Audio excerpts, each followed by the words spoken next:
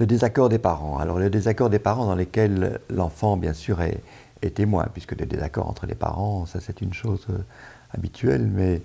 on pense ici davantage à des désaccords qui s'étalent alors dans la vie familiale et dont l'enfant est témoin ou éventuellement même partie prenante. Donc les désaccords, je pense que c'est plutôt intéressant pour un enfant de voir que ses parents peuvent effectivement avoir des opinions divergentes sur une série de questions qui parfois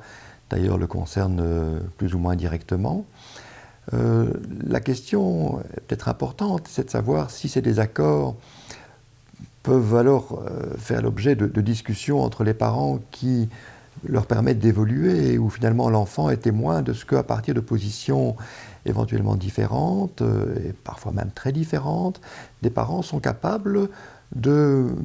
modifier suivant leur point de vue, c'est-à-dire d'être suffisamment ouverts au point de vue de l'autre, que pour aboutir à quelque chose qui est un rapprochement des points de vue. Je pense que c'est une expérience extrêmement utile et intéressante pour l'enfant qu'il va pouvoir utiliser à son tour dans différents contextes, pas seulement avec ses parents, mais également dans ses relations avec d'autres enfants,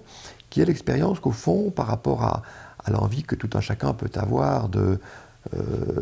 faire prévaloir ses vues et ses envies et ses besoins à tout moment sur ceux des autres, c'est-à-dire au fond ce qu'on appelle un petit peu quand même la dimension omnipotente que chacun porte en soi-même, que cette dimension-là, elle trouve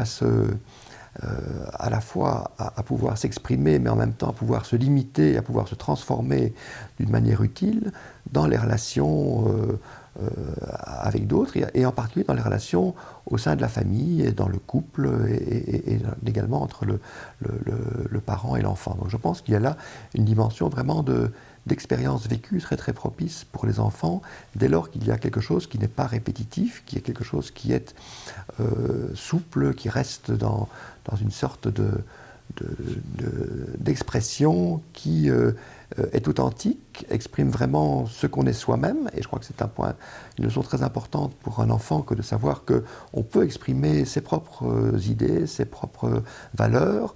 de manière très, très authentique et très, très forte éventuellement, mais qu'on peut aussi être ouvert alors à celles des autres, aux valeurs des autres, et qu'il y a là un terrain